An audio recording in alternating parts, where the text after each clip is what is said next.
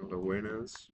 Me llamo Juan Camertano Jiménez y junto a mi compañera Chadia Rojano Castro vamos a presentarle el diseño de investigación y vamos a tocar unas pautas sobre el diseño de investigación, sus clasificaciones, técnicas para la recolección de información y instrumentos de la recolección de información y cómo establecer la población, el tamaño, la muestra del objetivo de estudio y una propuesta de investigación.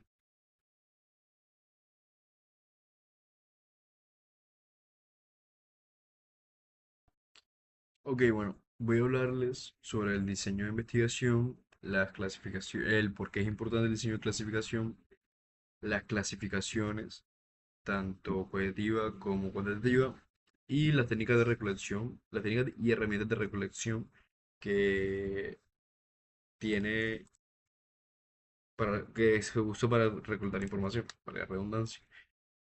Y bueno, empezando, empecemos por el que es el diseño de investigación. Explicado de una forma breve, es el plan o forma organizada en la que nosotros utilizamos, en la que utiliza un investigador o nosotros, en el caso que estamos investigando, para responder una pregunta del estudio. Es decir, que ésta define qué va a hacer, cómo lo va a hacer y los pasos que va a seguir para obtener la información necesaria. Bueno, en pocas palabras, es la estrategia que guía todo el proceso de investigación para cumplir con los objetivos y resolver el problema planteado de manera clara y ordenada. Ahora bien, en cuanto al por qué es importante, este más que todo es un plan estructurado que garantiza una coherencia entre objetivos. Claro que son objetivos planteados y resultados obtenidos. Esta importancia radica en que esta actúa como una guía metodológica eh, que define con precisión cómo se recolectan y analizan los datos, lo que permite minimizar sesgos, o sea, variaciones, y optimizar recursos y asegurar la validez de las conclusiones. Sin un diseño sólido de este, el investigador o nosotros los investigadores corremos el riesgo de que los hallazgos carezcan de rigor científico o que respondan realmente a la pregunta de la investigación inicial. Bueno, en cuanto a las clasificaciones, en la investigación cuantitativa existen dos grandes tipos de diseños, el experimental y el no experimental. El diseño experimental implica que el investigador manipula las variables y que divide en preexperimentos, experimentos puros y cuasi experimentos. Mientras que el diseño no experimental se basa en observar los fenómenos tal cual como ocurren y se divide en diseños transversales que estudian un momento específico y longitudinales. Estos analizan cambios a lo largo del tiempo. En general, ninguno es mejor que otro, ya que ambos son útiles y la sección depende del problema que, que quiere investigar, los objetivos de estudio y la hipótesis planteada.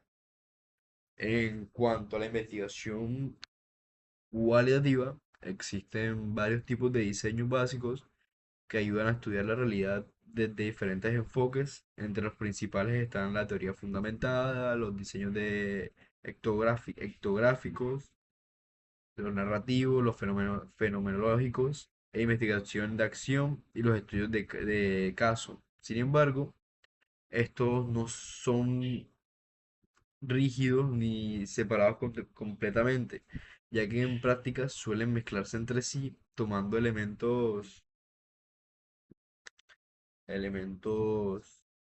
de varios diseños según lo que el investigador necesite para comprender mejor este fenómeno que está estudiando. En el proceso cualitativo, la investigación no busca medir cantidades, sino comprender significados, experiencias y realidades sociales desde la perspectiva de las personas. Por eso existen distintos tipos de diseño cualitativo, cada uno con un enfoque específico para estudiar la realidad.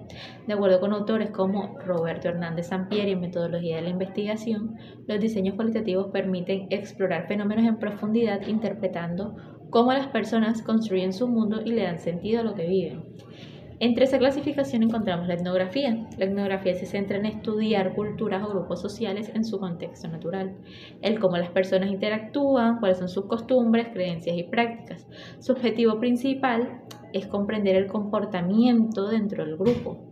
Por ejemplo, analizar cómo trabajan y se organizan los empleados dentro de una empresa. Esta se usa cuando queremos entender dinámicas culturales o sociales profundas. Encontramos también el estudio de caso. El estudio de caso analiza en profundidad un caso específico, que puede ser una persona, una organización, un evento o una situación en particular. A diferencia de la etnografía, que estudia grupos amplios, aquí se profundiza en un solo caso para comprenderlo detalladamente. Por ejemplo, estudiar el proceso de innovación de una empresa en concreto. Este se utiliza cuando el interés está en comprender un fenómeno complejo dentro de un contexto delimitado. Encontramos también la teoría fundamentada. La teoría fundamentada busca generar teoría a partir de los datos, es decir, no parte de una hipótesis previa rígida, sino de las ideas y conceptos que emergen conforme se analizan las entrevistas o los registros. Por ejemplo, construir un modelo que explique cómo los clientes toman decisiones de compra basándose en lo que se expresan en las entrevistas. Esta se usa cuando se desea crear explicaciones teóricas nuevas basadas en la realidad observada. Encontramos también la fenomenología. La fenomenología estudia las experiencias vividas de las personas y el significado que ellas les atribuyen. No se enfoca tanto en el contexto externo, sino en la experiencia interna y subjetiva. Por ejemplo, explorar cómo viven los empleados el estrés laboral y qué significa para ellos. Esta se aplica cuando se quiere comprender profundamente una experiencia humana específica. Tenemos también la investigación narrativa. La investigación narrativa analiza historias de vida o relatos personales. Se centra en cómo las personas cuentan sus experiencias a lo largo del tiempo. Por ejemplo, reconstruir la trayectoria profesional de un emprendedor. Este es útil cuando se quiere estudiar la experiencia humana como una historia con inicios, desarrollo y cambios. Nos encontramos también, por último, la investigación-acción. La investigación-acción combina investigación y solución de problemas. No solo estudia realidad, sino que busca transformarla con participación activa de los involucrados. Por ejemplo, mejorar procesos productivos en una empresa trabajando junto con los empleados mientras se analiza la situación. Esta se usa con el objetivo de generar cambios prácticos mientras se investiga. Bueno, y en cuanto a las herramientas y técnicas de recolección, tenemos tres enfoques, que sería el cualitativo y el mixto. Como técnicas, tenemos las encuestas. En el cuantitativo, vamos por partes. En el cuantitativo, tenemos las encuestas, la medición y el test, o sea, la prueba o lo que hagamos. Como instrumento, tenemos el cuestionario en la encuesta y las preguntas cerradas. En la medición tenemos escalas y en el test tenemos pruebas estandarizadas. Como un ejemplo de cada uno, voy a decir, califica el servicio del 1 al 5, nivel de satisfacción y examen con respuestas múltiples. En el cualitativo tenemos que el tipo o las técnicas que usan son entrevistas, observaciones y grupo focal. Como instrumento tenemos la guía de entrevista, la guía de observación como el día de campo y la guía de discusión. Por ejemplo, el qué opinan del servicio, registrar el comportamiento de una empresa y opiniones de un grupo de clientes. En cuanto al mixto, tenemos que las técnicas son la encuesta y la entrevista, y también sería la observación y encuesta. Sería una combinación de las dos. Clasificación, o sea, serían sí, clasificación de 1 al 5 más o la opinión, o ver procesos y medir resultados. Y en cuanto a la técnica de recolección, sería un cuestionario mixto, abierto y cerrado, y matriz de datos. Vendría a ser los, las técnicas de recolección y herramientas para la información. ¿Cómo se establece la población de estudio? En el proceso de la investigación, después de definir el problema y el diseño, es fundamental determinar quiénes serán los sujetos o elementos que formarán parte del estudio. A esto se le llama población.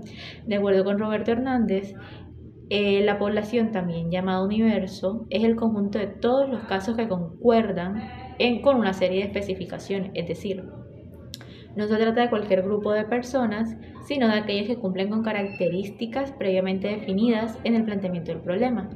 Establecer correctamente la población garantiza que los resultados sean válidos y coherentes con los objetivos de investigación.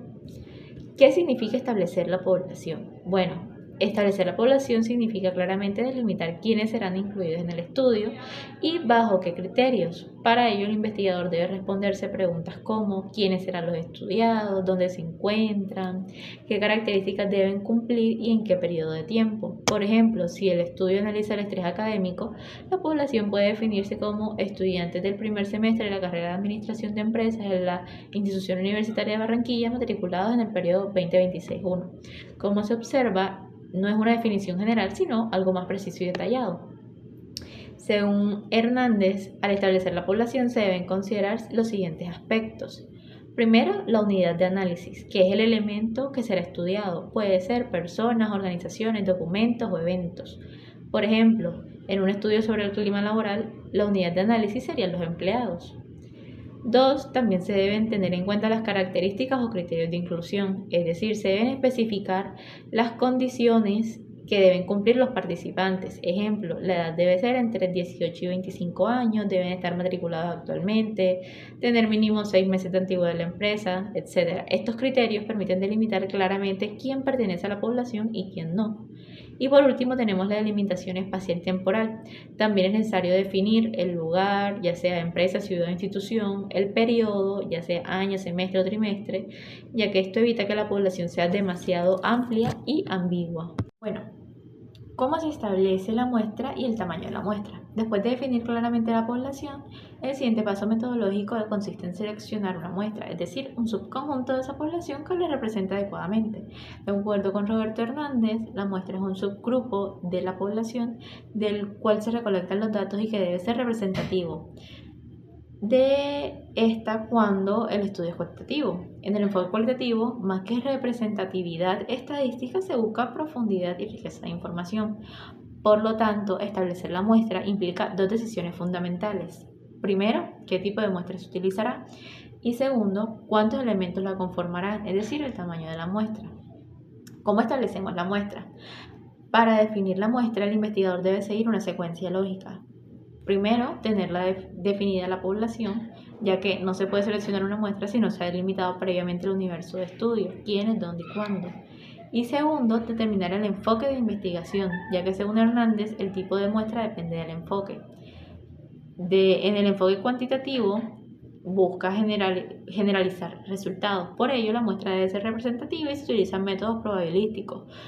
Algunos tipos principales son las muestras probabilísticas, ya que donde todos los elementos de la población tienen la misma probabilidad de ser seleccionados. Ejemplo, aleatoria simple, estratificada, por conglomerado, ya que estas permiten inferencias estadísticas. También se encuentran las muestras no probabilísticas, ya que la selección no depende del azar, sino del criterio del investigador, como por ejemplo la convivencia, que sea intencional, por cuotas. Se usan cuando no es posible aplicar métodos aleatorios. Y en el enfoque cualitativo, para este caso, la muestra no se define por cantidad, sino por riqueza de información.